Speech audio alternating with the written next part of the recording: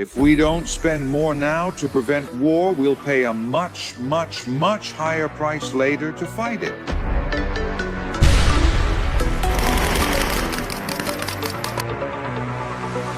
We also need modern capabilities that use the most advanced technologies. And we need them now.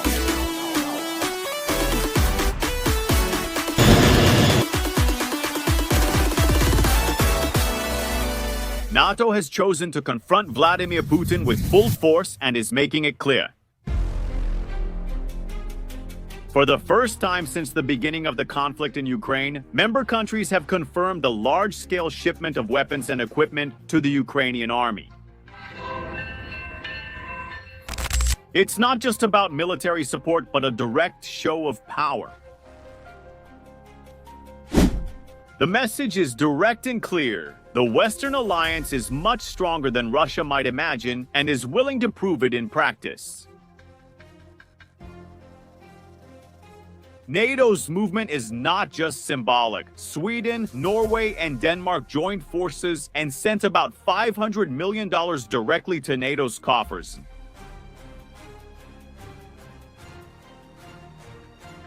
This amount will be used exclusively to strengthen Ukrainian defenses. It's not just about weapons, it's about showing Moscow the West won't back down. Welcome to Life in the Barracks.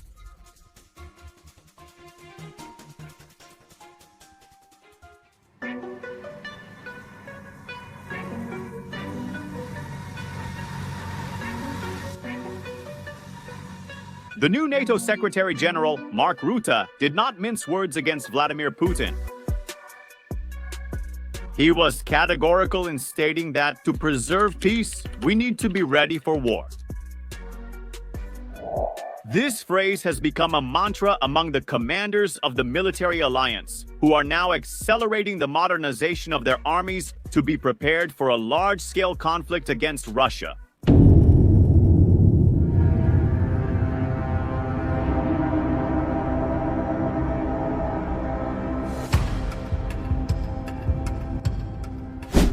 Donald Trump, while giving Putin a 50-day ultimatum to negotiate a ceasefire, also decided to increase the supply of resources to Ukraine. The goal is simple: to wear down Russia before a possible global conflict becomes inevitable. In a world where multiple nations already have nuclear arsenals, a direct confrontation could lead to irreversible consequences.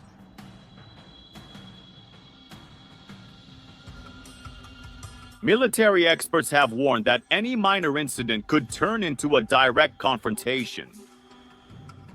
An accidental attack on a weapons depot in Poland, or even the death of a head of state during a visit to Ukraine, could trigger NATO's Article 5 and ignite the fuse of a total war.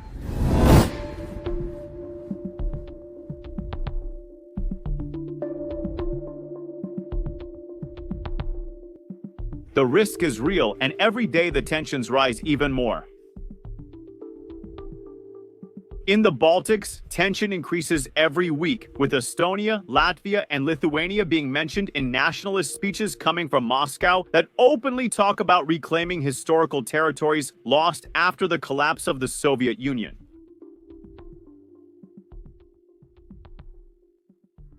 These statements worry all of Europe and put NATO on high alert.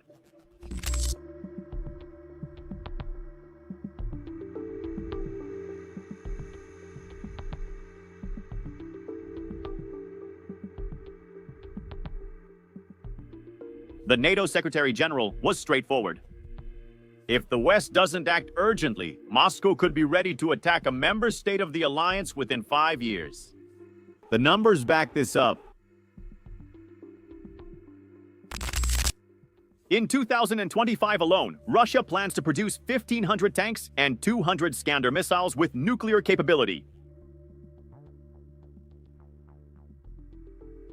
NATO needs to react now, or it will pay a high price later. To counter this Russian military buildup, NATO wants all 32 member countries to drastically increase their defense investments. The goal includes buying 700 F-35 fighter jets, expanding anti-aircraft defense, and developing space and artificial intelligence-controlled autonomous weapons. Cybersecurity has also gained priority status within the alliance. The Russians have already shown they are capable of carrying out digital attacks that can paralyze entire structures of rival countries. NATO wants to turn this situation around by investing heavily in cyber counterattacks and real-time digital defense. A strategic move is being led by France. President Emmanuel Macron proposed extending the French nuclear umbrella to other European countries as a way to offer nuclear protection without relying entirely on the United States. Currently, France has about 290 operational nuclear warheads. Macron's idea came up after concerns about the possible reluctance of Americans to get directly involved if a Russian attack happens only in Europe. This led European countries to seek greater military autonomy and defense mechanisms that do not require approval from the White House.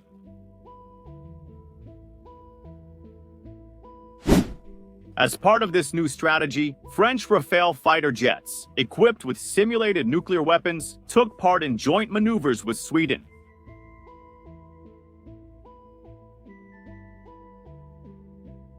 The French government has already confirmed that the country's nuclear shield now extends to all new NATO allies.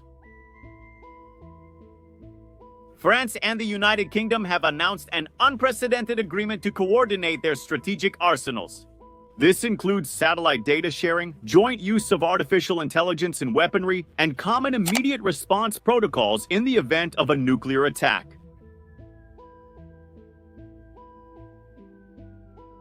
Meanwhile, Russia continues to rebuild its armed forces with support from allies such as Iran and North Korea.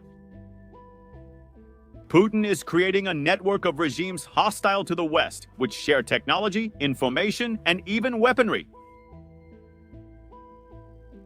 NATO is addressing this with the idea of full readiness.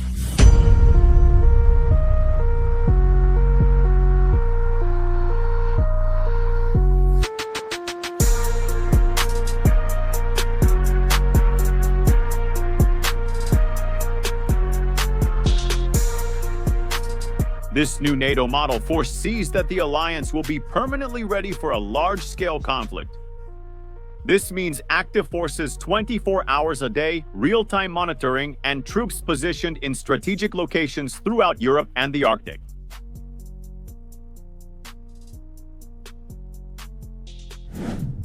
Low-cost technologies like affordable drones are now a priority.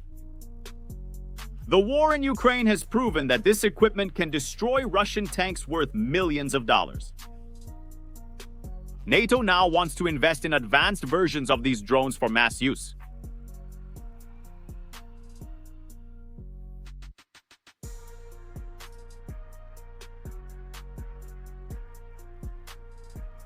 Producing ammunition, armored vehicles, long-range missiles, and hypersonic interceptors will also be a top priority. The idea is to increase the rapid response capability in the face of any Russian attack, even on multiple battlefronts. Diplomacy is trying to buy time, but the clock is ticking. Putin shows no signs of backing down, and NATO knows it needs to be ready. The order is simple. We have to maintain peace in the world, but to do that, we must be strong enough to discourage any aggression before it starts. Now let's follow some joint training exercises conducted by NATO.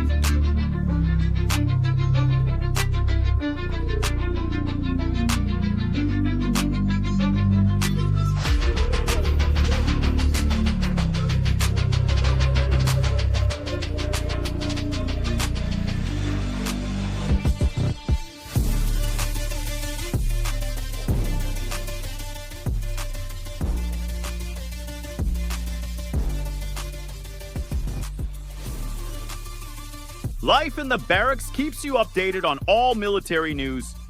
Leave your like, subscribe, and watch one of the videos appearing on your screen. Forward fighters, see you next time!